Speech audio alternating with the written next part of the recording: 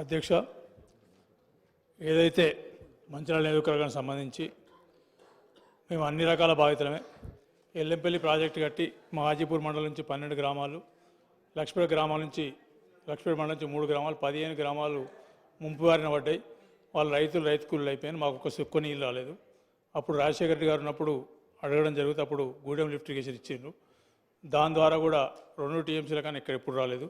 ఇక పైకి పోతే దండపల్లికి పోతే ఏంటంటే మా బాధితులం కడపకు మన కడెం ప్రాజెక్టు టేలెండ్ మాకు సుక్క నీళ్ళు రావు. ఉప ముఖ్యమంత్రి గారు పాదయాత్ర చేసినప్పుడు మాట ఇచ్చిండ్రు.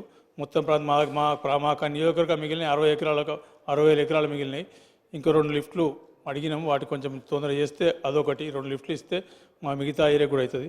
రెండోది ఏంటంటే ఎల్లంపల్లి ద్వారా బాధితులం ఏమంటే మళ్ళా కాళేశ్వరం ద్వారా కూడా హయ్యెస్ట్ బాధితులమే. కానీ దురదృష్టవశాత్తు పోయిన ప్రభుత్వం ఆ బాధితులను గుర్తించలేదు.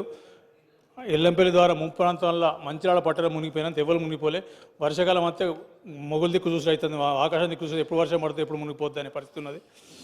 2022లో దాదాపు 60% పట్టణం మంచినీళ్ళు ఉన్నది. దాదాపు 2 రోజులు 3 రోజులు మంచినీళ్ళు ఉన్నది.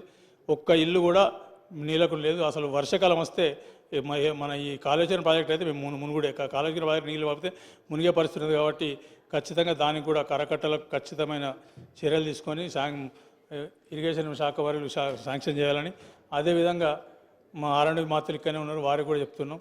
మా దగ్గర బాగా ఫ్లైఓవర్లు ఉన్నాయి. ఆ ఫ్లైఓవర్లను ఎక్కడెక్కడ పెండింగ్ ఉన్నాయి.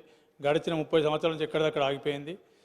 ఇంకొక విషయం చెప్పాలి, ఇక్కడ మాకు మంచిర్యాలకు మున్సిపాలిటీకి 1995లో బెస్ట్ మున్సిపాలిటీ ఆంధ్రప్రదేశ్లో అవార్డు వచ్చింది. 2001 సంవత్సరంలో కూడా అవార్డు వచ్చింది.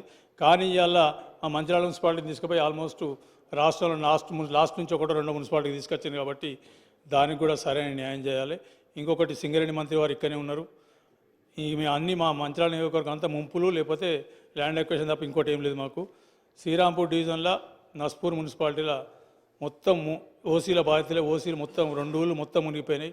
ఇప్పటివరకు సరైన నష్టపరిహారం కానీ ఆర్ఆర్ ప్యాకేజీ కానీ ముంపు బాధితులకు ఉద్యోగాలు కానీ సరైన న్యాయం జరగలేదు.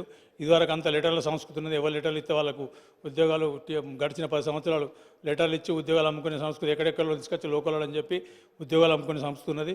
దాంట్లో ఫస్ట్ ప్రియారిటీ ప్రకారం ల్యాండ్ యూజర్స్కి ఇవ్వాలి. వాళ్ళందరికీ ఉద్యోగాలు ఇచ్చి సరైన న్యాయం చేసి ఆర్ఆర్ ప్యాకేజీలకు న్యాయం చేయాలి. ఇన్ని జరిగిన తర్వాత లాస్ట్కి ఇంకోటి చెప్తాను.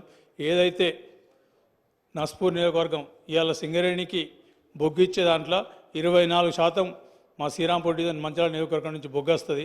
కానీ మాకు బొగ్గు తప్ప ఇంకేం మిగలేదు, దుమ్ము తప్ప ఇంకేం మిగలే. మా పైసలను తీసుకుని ఎక్కడెక్కడో పెట్టుకున్నారు మొత్తం. కాబట్టి ఖచ్చితంగా వచ్చే 2-3 సంవత్సరాలు మొత్తం మా డబ్బులు మాకు ఇస్తే తప్పితే మా మున్సిపాలిటీలు కానీ బాగుపడది.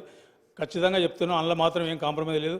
మా నీళ్ళు మాకు కావాలి, మా నీళ్ళు మాకు రావాల్సిందే. ఖచ్చితంగా మమ్మల్ని ముంచేసి రోడ్ల మీద వారేసిండ్రు. ఈ పక్క 2 దిక్కుల ముంచేసిండ్రు. మాకు ఇటు ఎల్లంపల్లి ముంచారు, కాళేశ్వరం ముంచిండ్రు, నీళ్ళే కూడా చేసారు. కడెంకి టేలెంట్ వాళ్ళ కిందికి ఈ రకంగా ఒకప్పుడు మంచి సస్యశ్యామలంగా పుష్టిగా ఉన్న పట్టణాన్ని మొత్తం మంచిర్యాల నియోజకవర్గాన్ని సర్వనాశనం చేసి 30 సంవత్సరాల సర్వనాశనం చేసింది. కాబట్టి సింగరేణి మాత్రులు అదేవిధంగా ఆర్ఎండ్బి మాత్రులు ఇరిగేషన్ మాత్రులు లేరు. ముఖ్యమంత్రి గారు చెప్తున్నాం, ఖచ్చితంగా రావాల్సింది మాకు రాకపోతే మాత్రం ఇవ్వకుండా ప్రసక్తి లేదు. ఇవాళ అందరూ సభలనే చెప్తున్నాం, మాకు నీళ్లు రాకుండా ఎల్లంపల్లి నుంచి ఒక సుక్క నీళ్ళు కూడా బయటకు కొనిచ్చే ప్రసక్తే లేదు.